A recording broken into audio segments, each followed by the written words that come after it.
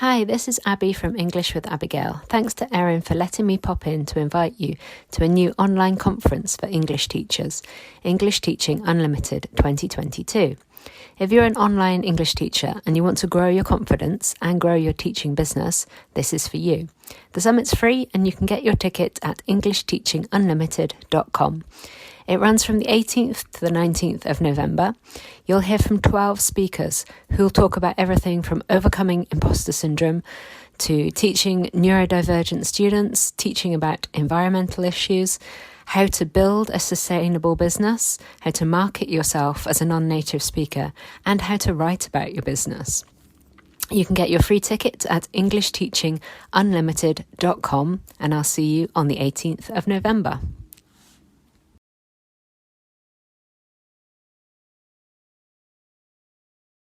Okay. All right. Let's just take a sip of water. Lube up the pipes.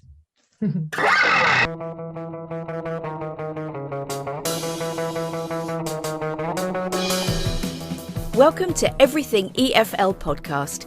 My name's Erin O'Byrne and I absolutely love sharing my knowledge with you, my darling teacher, and helping you build not only community but your students' confidence. I truly believe that a positive frame of mind is essential for your students to learn. There's also a bunch of other teachy stuff thrown in for good measure too.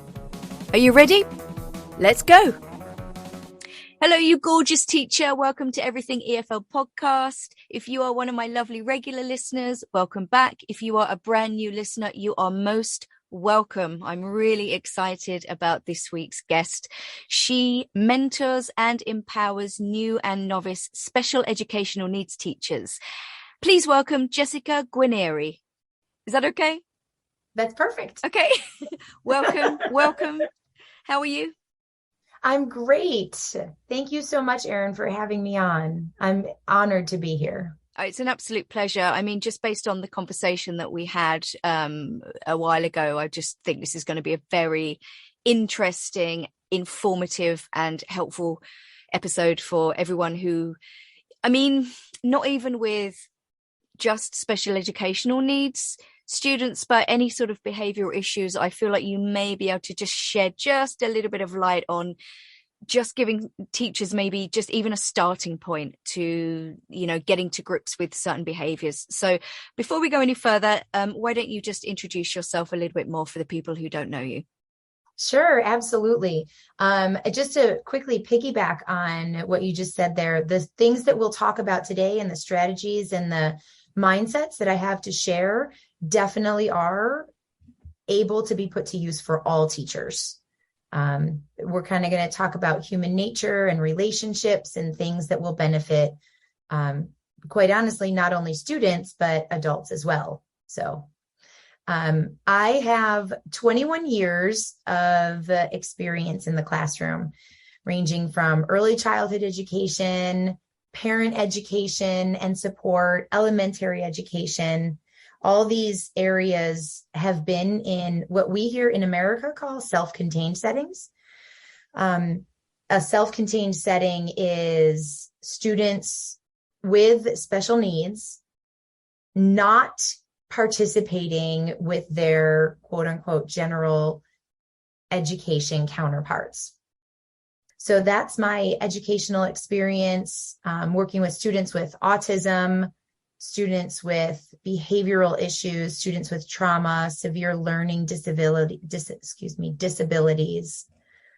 And I have also participated in coaching and professional development for new special education teachers. And that looks like supporting them from the college campus into the classroom. And in those first years where they're very green, right? Mm-hmm. Very unsure, very confused, and just helping them to really get their feet under them and empower them to be able to make the decisions and stand firm in their beliefs and in their strengths, and helping them with their areas of need. So those are the things that I'm really passionate about. And I think that's wonderful. Like, you know, even I think mainstream teachers have got a far more difficult job than I have. But even like just going back to my first 6 months, my first year, you're crapping yourself. You don't know what you're doing, and you need as much support as you possibly can. Yes. You know? Yes, it's so true. And you don't know what's right and what's wrong, and you don't know what's up and what's down. And so just to even just have somebody there to say, oh, you're okay. It's okay. Everything's going to be okay. You've got skills. You still have the things that you had before. It just is going to look different in the delivery. And that's okay. I love that. So going back to the word trauma, do you agree that, first of all, I've sort of got two sort of kinds of trauma that I'm thinking about, especially from the last few years. I think lockdown was quite traumatic for a lot of students and teachers, but I would say, you know, students. And also over the last few years, we've had waves of refugees coming over. Now, obviously, they're going to bring a lot of trauma.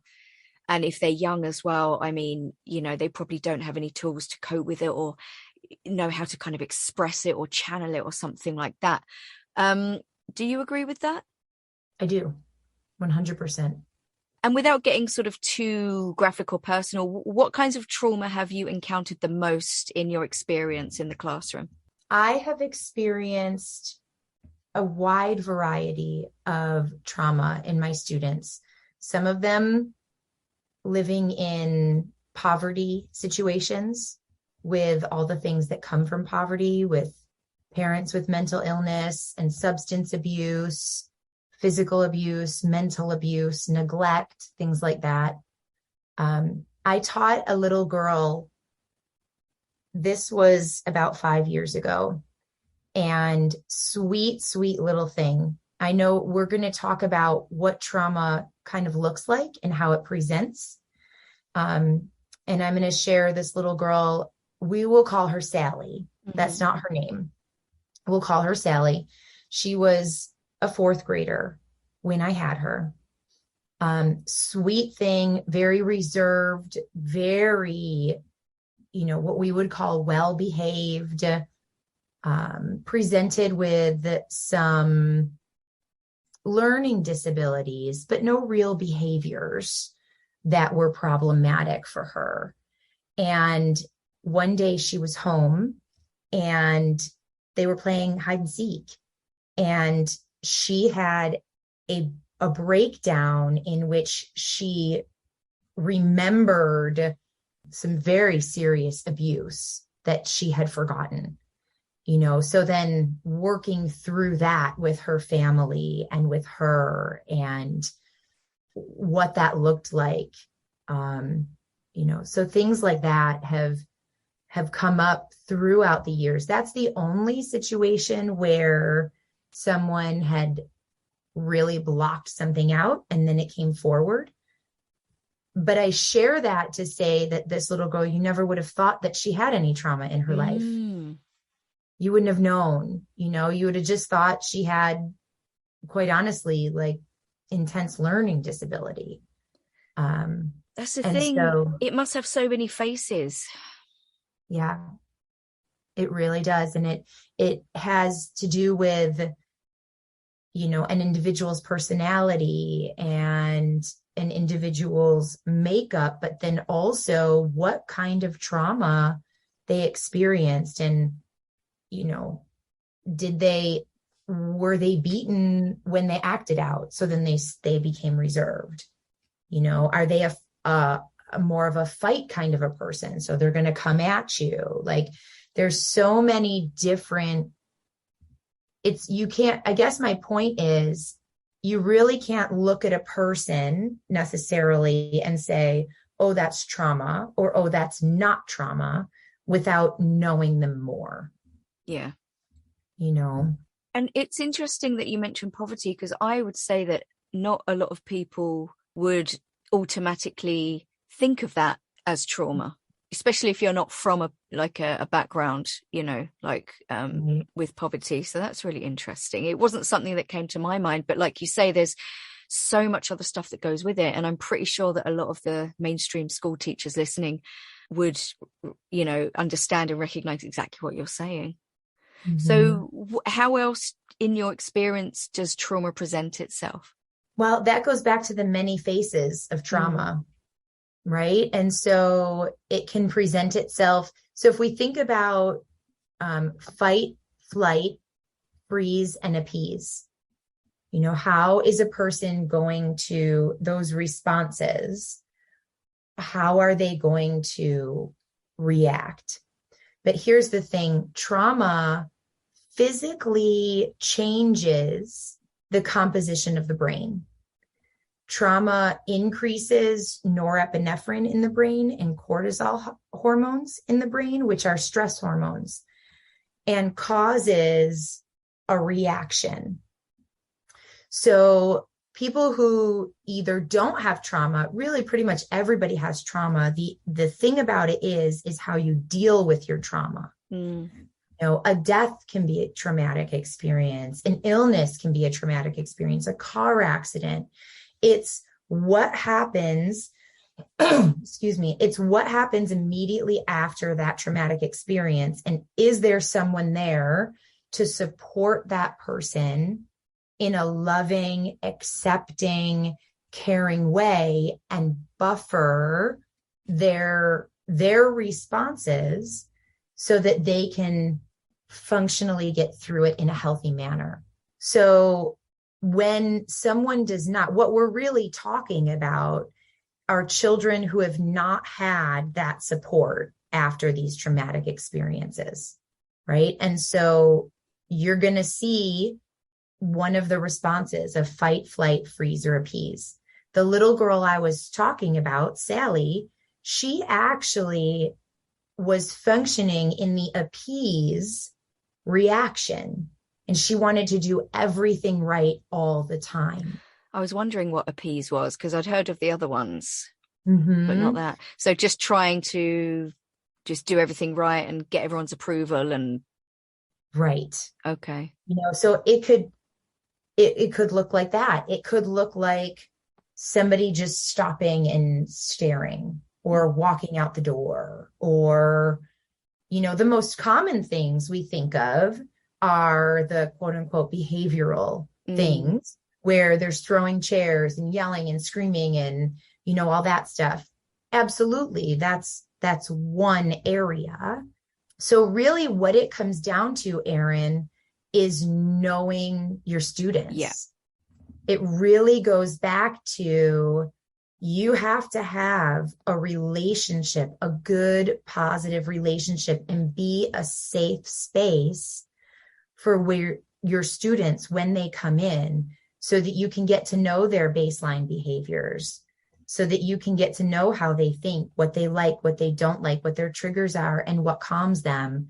And that way you can impact their lives for the positive. And quite honestly, a lot of times we're not going to know the trauma that's happened in their life. So I guess what I'm saying is to focus on what is the trauma can almost be counterproductive, because parents don't have to tell you, and kids a lot of times don't have the language for it. If a teacher thinks their student has an underlying problem due to trauma, what would you advise is the best way to approach this? Sure. Well, the first thing I would say is, when teachers work in silos, we really isolate ourselves. And what I mean by silos is by saying, this is my room and I'm going to do it my way, and you can come in and you can pull my kids out, but this is really my space. And as a teacher, I totally understand that, because I'm in charge of what happens all day long, and I'm the one the parents are going to call. And I'm the one who has to report to the administrator when something goes wrong, right? As the case manager. However, when we do that and we take on that role for ourselves, what we've effectively done is pushed away all the help that we can get. Yeah. And that ends up causing, honestly, trauma for the teacher, and then secondarily for the students. So my suggestion is to start the year functioning as a team, having open communication with everyone that's around you that has input into the students. So it wouldn't look like the teacher next door necessarily, unless you're co-teaching with that teacher. But it might look like the counselor, might look like whoever are the people that have input into the students in your classroom's lives. Work together with them, because all those different perspectives are going to strengthen what you have to give. And it doesn't make you as a teacher less valuable. Everybody has their own value, but it helps you all to be able to create a more valuable program for the students. So that being said, when you have that, you don't have to be the master. You don't have to be the one who knows it all. So if you're suspecting trauma, or you're suspecting something that's out of the ordinary, or something just doesn't feel right. I've taught kids, Erin, where I've thought, nothing's really specifically presenting here, but I just have a gut feeling something just doesn't feel right about this situation, and I can identify it. But I go to my team and we work through it together. So when you do that, you can then look at the triggers together. You can look at the reasons why things are happening together. You can come up with things and a program that can positively impact the students. But when you do it together. Yeah, I think, having spoken to a lot of teachers kind of forget that they may have a support system around them. Yeah. And they tend to work quite isolated, it seems.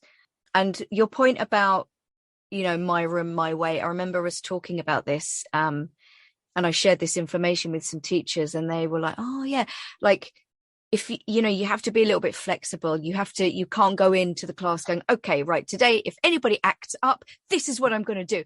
And, because like you said, it's damaging for you. Your stress levels are just going to go through the roof.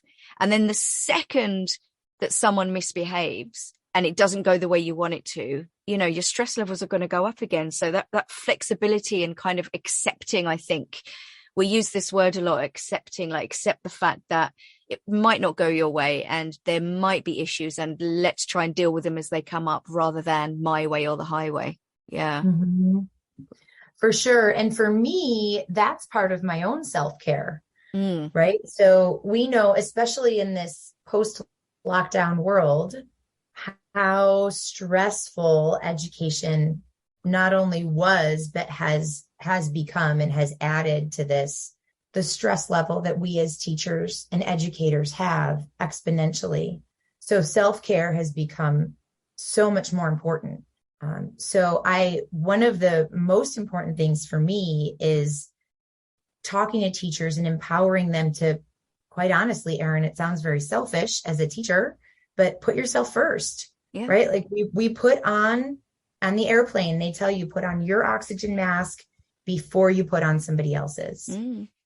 We need to do the same thing as teachers, so that we are in a good headspace and in a good emotional space to be able to give out to these students who we know we're going to have to give to, and we want to give to, so part of self-care is having people around you that can support you the way you want to support your students.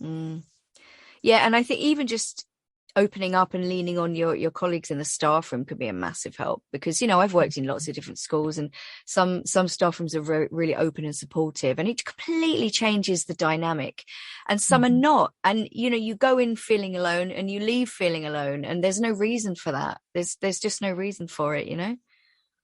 I completely agree. That's really one of the things that I'm very passionate about, is creating and helping schools to facilitate and create really positive environments for teachers. It's funny because there's, at least here in the US, I'm not sure how it is in other parts of the world, but here there's a lot of talk about wellness for administration and wellness for school leadership. There's almost no talk about wellness for teachers, which is staggering considering. It's like bottom of the barrel every time. you know? Right.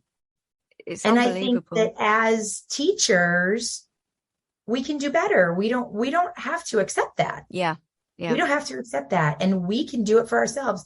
Teachers are some of the most innovative, creative, resourceful, giving people that as a group that I can think of. So let's start doing that for ourselves. Yeah, I completely agree. I do believe that a lot of creativity does get stifled under the weight of the job. And it's such a shame, because I firmly believe that creativity is like one of the keys to happiness. And if you can unlock that and use it, you know, in whatever way, especially in your job, though, to make your job more enjoyable, it's an absolute gift. But I do think there is a lack of support from all sides for most teachers, you know, in any kind of industry, whether you're mainstream or private like me. There's definitely a lack of that. Okay, do you have any tips and strategies to help teachers deal with students who are maybe acting out regardless of the reason? Yeah, I sure do. So all that being said, first of all, I'm going to say, take care of yourself. Yeah. For real, for real. And then second is relationship. So a lot of times, Erin, we think, oh, I have to get these rules in place. I have to get this structure in place so that when things go wrong, I've got something to do, which absolutely is true. But part of that structure needs to be the relationship that you form with your student, because a lot of times it's going to be the relationship that is the currency you're going to use to de-escalate and kind of dismantle those behaviors and those structures that the children are functioning out of. So we worry a lot about the content, which we're told we need to worry a lot about the content. And we do need to think a lot about the content, but we're really not going to impact a student with the content until they know that we care, right? They don't know how much you care until, or how does it go? They don't know how much you know until they know how much you care. Yeah. Right. So that being said, stemming from that, some real functional things is think about behavior as a symptom. You're not fixing the behavior. You're going to the root and looking at the why. So why is this child behaving this way? So let's take just something real basic. Every time somebody comes to math class, a pencil gets thrown and a paper gets ripped. Student is sent out the door down to the principal's office. Okay, so if we look at the reason for that, well, is math difficult? Is the student embarrassed that they're unable to do the work? Is it first thing in the morning and they come from a home where they're not getting breakfast? Are they absolutely exhausted because their parents are up using substances all night and they don't get to sleep? Is it late in the day and they know they're going to have to go home to something? Is there a girl there? Like, there could be 1,000,001 reasons why that's happening. But if the function is to escape math and you're sending the child out the door, well, then the child's getting exactly what he wants. Right? And so the behavior is the symptom. But if you're able to address the issue and use your relationship to talk to the child and figure out what's really happening, well, then you can come up with something that will help them. So maybe they need some food in the morning. Maybe they need 5 minutes of decompression time in your classroom. You know, maybe they are embarrassed. And so you can create a time where they come to you on lunch hour and help them with the problem, so that when they come and you ask them a question, they know they've got that question ready to go and they're prepared and not going to be embarrassed in front of their classmates. You know, so looking at the reasons why the behavior is happening is really, really the most functional thing that you can do and utilize your relationship to get there. So do you have any other tips or strategies where teachers could deal with sort of immediate disruption or immediate anger or something like that? Yeah, sure. So really, you want to make sure that you as a teacher remain calm. So if your energy is going to match the energy level of the angry student, the situation is going to likely continue to escalate. Yeah. So make sure you take a deep breath, get your thoughts in order, and remain calm. I know it can be very intimidating and very stressful when someone is really escalating. It takes an incredible amount of self-control to remain calm, but that will help so much the environment. The next thing you really want to do is look around the room and really do some assessing. Can I keep this child in the room? Can I get the rest of the kids out of the room? Do I try to move the child? Do I try to isolate? So you want to kind of assess for safety and look at what is the safest option right now. And then you want to take that action. So sometimes that action might just look like saying, okay, I'm just going to sit down and everybody take out your books and start reading. Sometimes that action might look like a directive statement to say, it's time for you to do this. So again, it's going to be based on the relationship that you have and what you know about the student. What do they best respond to? And then you're going to use that as kind of as collateral. And you're going to say, okay, you want to make sure that the child knows that you hear them. You look very angry right now. I understand that you are very angry. And they'll tell you, I'm not angry. I'm frustrated. I'm not sad. I'm mad. You know what I mean? A lot of times if they're verbal, they'll tell you, and then you can say, okay, why don't you tell me more about that?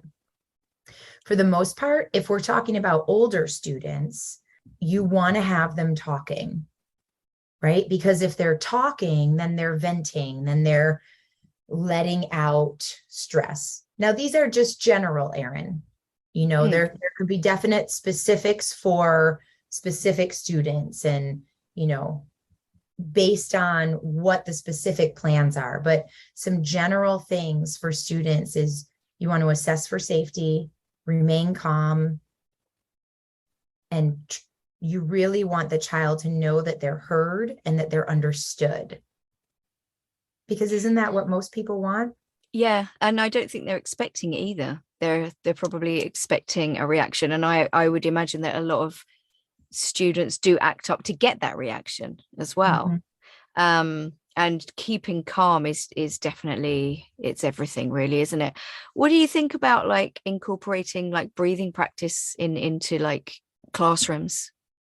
Absolutely. So there's a plethora of things that you can do preventatively, right? So we want to have those options in our classrooms as preventative measures to try not to get our students to that point of higher escalation. So absolutely, breathing exercises, talking to them, letting them take breaks, self-care for the students, right? Who talks about self-care for the students? Helping them learn how to do these things, modeling and having conversations about, what? We all have emotions, and sometimes we get angry. I've been amazed at how many students believe that just being angry is a bad thing. Well, anger in and of itself is just an emotion. It's what do you do when you're angry? But a lot of times students don't understand that. They think I can never be angry. And then they're angry, and well, then they're automatically wrong because they have this emotion because of their belief. And they don't know what to do with it. Right. Yeah, that's And a really so if interesting we go point. back to our students with trauma, they don't typically have as much language to share. Their statements are often disconnected because with those higher levels of stress hormones, like we talked about earlier, they're going to be doing things that they don't even necessarily always recognize why they're doing it. So they may not, honest and true, have the language.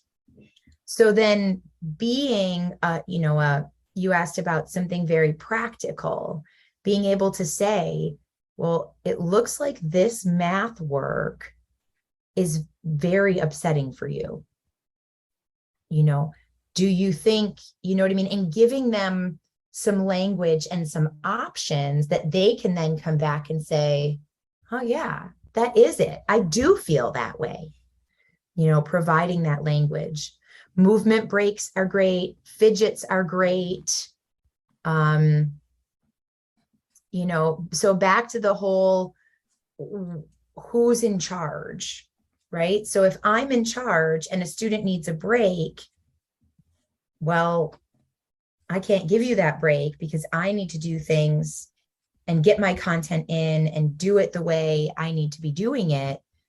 Well, then you're probably going to see more behaviors, because if that student can maybe work in the back of the room and pace around and still get their work done, well, why not? Yeah, absolutely. I think a lot of teachers might hesitate to change their strategies when dealing with any kind of behavioral issues because, at the end of the day, change does take time. And I think a lot of teachers get quite stuck in their ways and they kind of fear trying new things. What would you say to these teachers? Well, I guess my first question would be, are your strategies that you're using, are they there to meet the needs of your students, or are they there to meet your needs? And that might be a trigger question for some people, Erin, and that might be something that you really have to look deep in and be very honest about with real reflection and real honesty. If my goal is to support and empower and grow my students, I'm going to act in one way. If my goal is to gain compliance because I'm the teacher in charge, I'm going to act a very different way. That's a really interesting question. And I think I imagine a lot of answers would be they're meeting their own needs. Probably. Yeah. But if we take it a step further, and if we say my goal is to meet the needs of my students, then flexibility isn't even necessarily seen as flexibility anymore. It's seen as the thing that is required to meet the needs of the students, right? I'm not being flexible and moving from what I really want. I am being flexible because I can give this child this and this child that and this child that. I'll tell you another thing that I think a lot of teachers, and I've talked to a lot of teachers, and they will say, well, I can't give something to one child and not to another.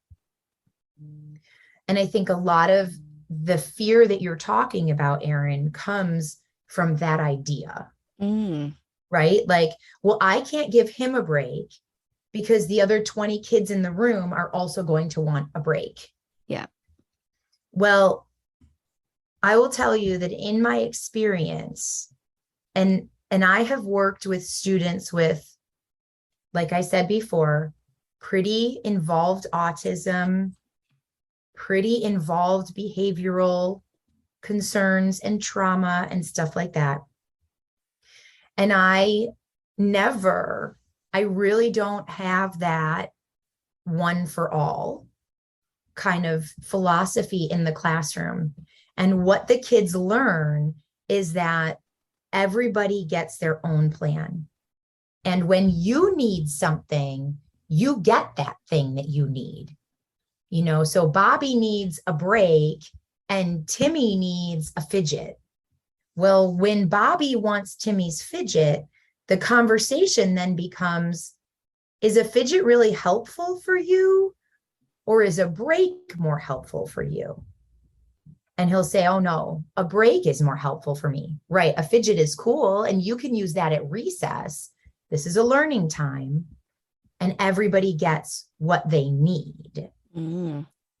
And so even my young elementary students with very involved disabilities are able to understand and embrace this. Yeah. And I just think that kind of explaining things rather than going, nope, you can't have that. And that's the end of the conversation. Like, like talking to them like people Right? can go a long way. Yeah. Yeah. Just, I mean, these things are very simple. And I imagine a lot of people are saying, yeah, but there's always a yeah, but. Yeah. But yeah, I think, but try it. Yeah, but try it. I mean, the definition of insanity is doing the same thing over and over again and expecting different results. So if you're not getting different results, then just take a leap of faith and just try tweaking your reactions and behavior a little bit and see what happens, guys. See what happens. I would encourage, Erin, this is a lot, and this is a very different mindset. And over the 21 years that I have been teaching, I started as a teacher who needed control, and I have ended as a teacher who tells her class at the very beginning of the year, we don't have any rules. I'm not in charge. This is your room. And that was a 21-year journey. And that's okay. So my encouragement is, if this is hitting with you as a teacher, to choose one area. You don't have to make all the changes all at once. Choose one area that you think, you know what, maybe this year I'm not ready to adjust my whole classroom philosophy, but I can start by bringing a team of people around me. Yeah, or just by breathing and not shouting. Right. Just one thing. Yeah. I mean, I always say everything is a process. You cannot expect your mindset to shift immediately. You cannot expect everything to go smoothly. You have to kind of dive in, try new things, see what works, see what doesn't, but give it time. And that's the thing. A lot of teachers don't have the time and they don't have the patience. They're tired, they're burnt out, they're pressured, they're stressed. So, the thought of just trying new things can just be too overwhelming. But like you say, just one little thing, just dip your toe in the water and see how it goes. Yeah. And you know what? It's not all going to be peaches and cream. No. But the cool thing is that once you kind of embrace this, you realize that it's okay for the kids to see something fail. It's okay. It shows that you're human, because they fail all day long. Right. And so to come into this room where somebody wants to present as though they don't make any mistakes, they know that's not true. Yeah. Yeah. And so being able to say, well, I tried this thing and you know what? It didn't work, guys. That's going to go a long way in relationship forming. Yeah, definitely. Just showing any sort of vulnerability is very, very, very useful for building those relationships, I think. So where can people find you, Jessica? Yeah, thanks for asking, Erin. I am on LinkedIn and Facebook as Dedicated Designs Consulting. My email is Jessica@Dedicated Designs Consulting. And I don't have a website right now. It's being built as we speak. But if you find me on social, I would be glad to connect with you and talk a little bit more about this if you're interested in that at all. And you're also on Instagram, aren't you? I am. Dedicated Designs Consulting. Okay. I'll put all of those links in the show notes, guys. Jessica, thank you so much for sharing your knowledge and your experience. It's been an absolute pleasure. Thank you so much. You're welcome. Thank you so much for having me, Erin. And I hope that what I was able to share today is helpful to some of your audience. I hope so too. And I'm pretty sure it is. Okay, guys, thank you so much for listening. As usual, have a safe and peaceful week and look after yourselves and share the love. Bye.